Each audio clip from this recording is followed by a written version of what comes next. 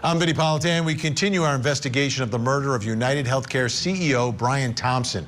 Amazingly, this case has created a divide in the community despite evidence that prosecutors say include the murder weapon, a video, and a confession. Here's the story. Luigi Mangione was a gifted Ivy League educated engineer. He seemed destined for success. But on December 4th, 2024, prosecutors say the world saw a different side of him. That morning, United Healthcare CEO Brian Thompson was gunned down outside a Manhattan hotel. A meticulously planned execution that sent shockwaves through the nation. For 5 days, Mangione evaded authorities, slipping through the cracks of a massive manhunt. But his downfall came in the most unexpected place, a McDonald's in Altoona, Pennsylvania. As he ate, police responded to a tip and confronted him, then arrested him. In his possession, prosecutors say they found a silencer-equipped handgun, a fake ID, and chilling writings detailing grievances against the healthcare system. Now, as he awaits trial, the question remains, was he a man driven by justice or just a misguided, cold-blooded killer looking for fame? A key and crucial part of this case may very well be the writings that prosecutors say they found when he was arrested. One of them, I mean, you look at it, you read it, and it comes off as admissions, a confession, which would be direct evidence in the case. Powerful stuff. So I want you to take a listen as one of our producers reads one of the writings that was found in Luigi Mangione's backpack at the moment he was arrested.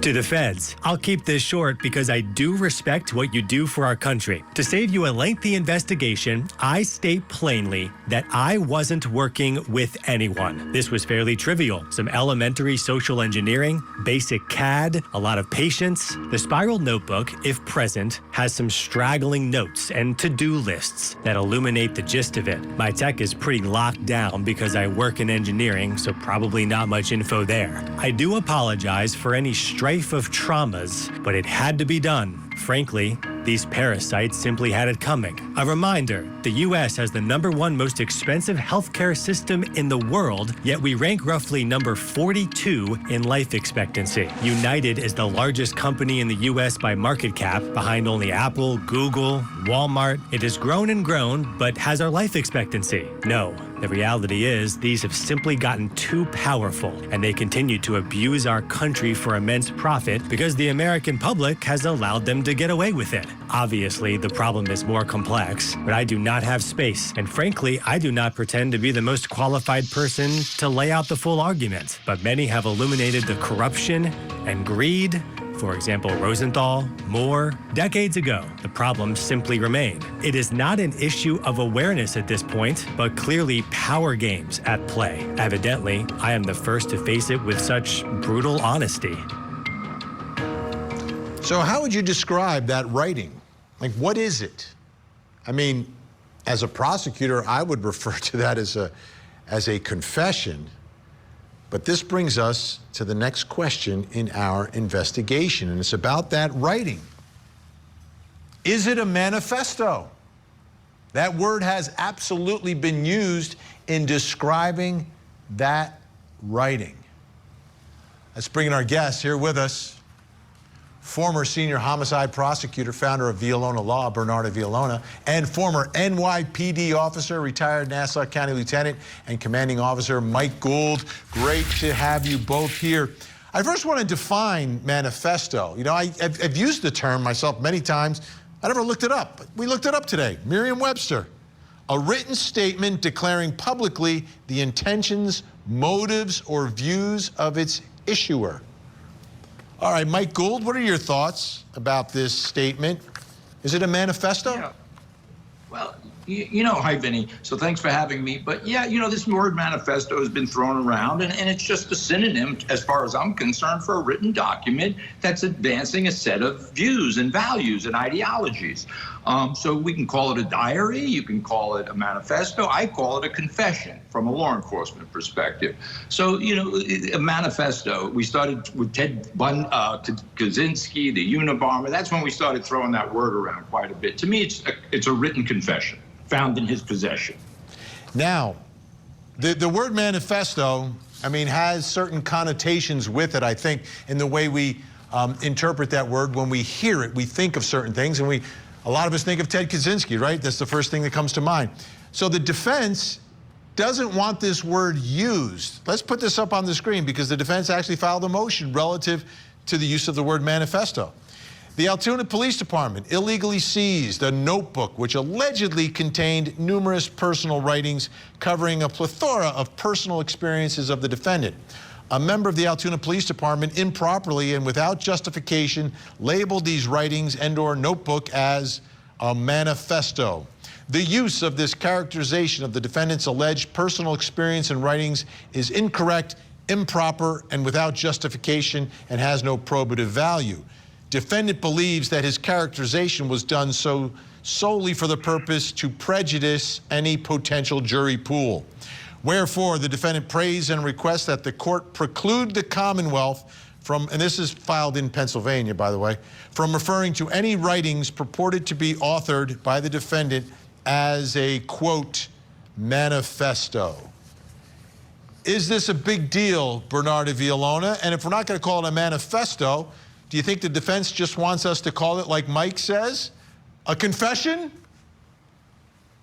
So this is going to be a big deal. I can almost assure you that this same type of motion and language is going to be put before the New York Supreme Court Justice, as well as in federal court as well. Because the way that you label items and label evidence and label things plays a huge role.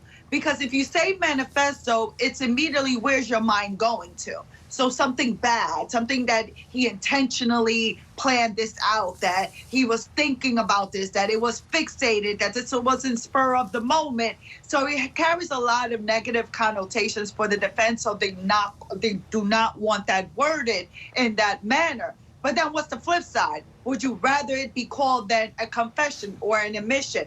Because I can assure you that the prosecutor is going to call that an admission.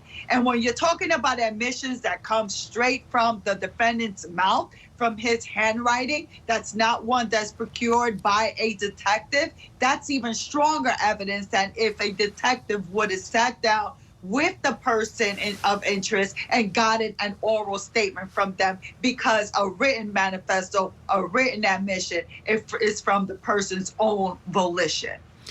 And that's a great point, Bernard. So this is really, though, it was for investigators. So, Mike Gould, it was for, if you were on this case, it would be for you to read.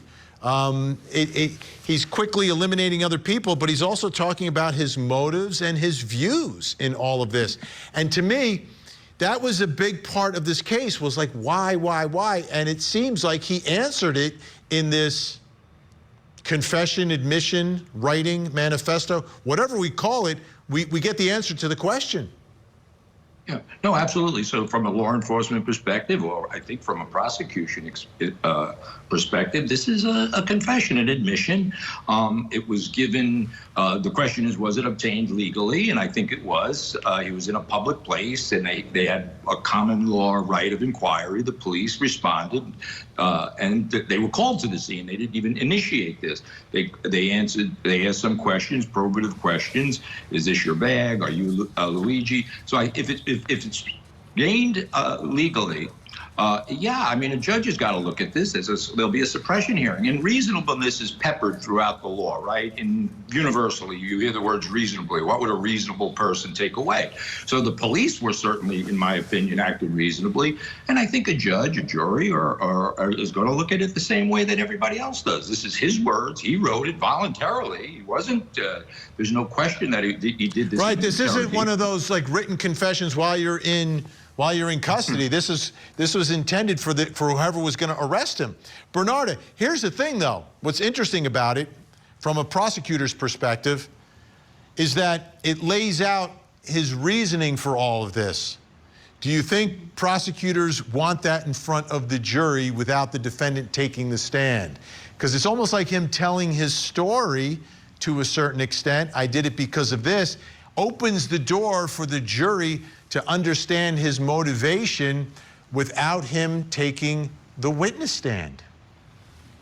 So a few things, Vinny. First off, to start off, Luigi Mangione, of course, he is presumed innocent. So we're just evaluating, just talking about the type of evidence that we know about in the media. But in terms of this, the way that it was recovered, I'm going to have to disagree. I think the prosecution has an issue and a huge chance that the items in that backpack may be suppressed because well, let's do this, Bernarda. Let's do this. Let's do this on that issue. I want to take a deep dive into the legality of the arrest, of the seizure. That's what we're going to do next. Was Mangione illegally arrested? From what we saw in the media with photos, videos, we just didn't even think twice about it. We knew that was our guy. 10:15, a dog is heard barking. This is the first case you'll ever hear that you got to determine the time of death by a dog's wail. There were no ring cameras. There were no cell phones to ping off locations. Was that white Bronco there at the time you drove by it? I didn't see it. There was one critical witness that was never called. She saw O.J.'s white Bronco. Trial and Error. Why did O.J. win? A CourtTV original series. New episode Sunday night, 8 Eastern and Pacific. Only on CourtTV. Following breaking news out of New York City as police are searching for a gunman. He ignores numerous other pedestrians, approaches the victim from behind, and shoots him in the back. The person has been taken into custody in Altoona, Pennsylvania in connection to the CEO shooting. We must do more on the federal level to clamp down on the availability of ghost guns. It feels good to get a guy like that off the street. We are here to announce that Luigi Mangione, defendant, is charged with 1 count of murder in the first degree and 2 counts of murder in the second degree, including 1 count of murder in the second degree as an act of terrorism. The 2 big cases against Mangione are in New York. There's also one in Pennsylvania because that's where he was found. That's where he was arrested. Take a listen to Tyler Fry, the Altoona, Pennsylvania police officer who arrested Mangione. So whenever we got on scene there, we were able to pretty much find where he was at in the restaurant. And as soon as he was wearing a blue medical mask. As soon as we pulled that down, or we asked him to pull it down, me and my partner and I recognized him immediately, just from what we saw in the media with photos, videos. We just didn't even think twice about it. We knew that was our guy, but he was very cooperative with us. Didn't really give us too many issues. Once we found out his identity, we took it from there. Okay, so there's the officer who stopped Mangione, recognized him, arrested him. Brings us to the next question in our investigation. This is what Bernarda was talking about. It's an important one. It's really important. Was Mangione illegally arrested? In this case, still with us, our guests, Mike Gould and Bernarda Villalona. Okay, so there's really 2 parts to this. We start with the arrest. Let me put this up on the screen because this is from the defense motion saying that this was not legal. The nature, duration, and conditions of the investigative detention by APD officers, that's Altoona, and other law enforcement became so coercive as to be the functioning equivalent of an arrest. It was clear that a custodial detention interrogation was occurring at this time. The custodial interrogation was performed without probable cause to arrest, stop, seize, or otherwise detain the defendant. Any arrest of the defendant at that time was illegal and any charges alleged against him was based on evidence received as a fruit of an illegal stop, seizure, detention, and/or arrest. So what they're alleging is the detention wasn't just a detention, it was an actual arrest. It was coercive, and everything that they got after that should not come into evidence. So let's talk about the stop, the detention, the questioning. Mike Gould, from your perspective, someone who's done that on the job, what are your thoughts about the way he was stopped, questioned, detained, ultimately arrested? Right. So obviously this is a very sensationalized case, but statistically this happens, an intentional premeditated murder happens about once a day in New York City. And these types of investigations, somebody calls 911 and I said the person that fits the description is sitting in the McDonald's. You go there, you have to do something. So you go and you do, it's, as I said before, you have the right of inquiry. I can come up to you and say, are you Vinnie Politan? I go up, I ask him, are you, and I wasn't there, so I don't know exactly his responses to the question, but he was sitting in a public place. He wasn't in an apartment, he wasn't in a hotel room. A private property, but a public place. So I don't see it. He never was asked to stand up. He was never turned around. They just had some initial questions. Is this your backpack? He either said yes or no. If it's not his backpack, then they can pick it up and look into it. If it is his backpack, they can further investigate. So of course the defense wants to get rid of it, and I understand that. This is the beauty of our system, right? The prosecution and the defense, and they both have an approach to this. But I don't see anything wrong with it. Okay, Bernardo, you said they might have some problems here from your perspective. What are they attacking? What is going to be the allegation, exactly what they did wrong here in responding to this call? Well, the officer, when he gave that interview, said that as soon as Luigi Mangione pulled down his mask, he knew that that was the guy that they were looking for. And guess what? What does that say then? He was under arrest. If you're under arrest at that point, then guess what? You shouldn't be questioning him any further aside from getting his identification. So I think in terms of the statements that were made, they are going to be suppressed because he wasn't given his Miranda warnings. So at the point that you start asking him the questions, aside from what's your name, you were actually interrogating him because in your mind you had already said he was under arrest. Secondly, he's under arrest. You go ahead and open his book bag and go into the book bag and start looking around into his items without a search warrant, without consent to search. What the prosecution may argue that they would have found it anyway doing an inventory search, but they still got to get past the hurdle of the questioning and of going into the bag. And if they lose the items that were recovered in that bag, that's going to severely hamper the prosecution's case. So this case may turn on what happens at the motion to suppress. So let's take a look at what the defense is saying here. They're saying at the same time, members of the Altoona Police Department commenced a thorough search of defendant's backpack and other items while at McDonald's. Defendant avers that this search and seizure was illegal and unlawful. And Bernardo points out the importance of what was found there. We can take a look at what was inside the backpack.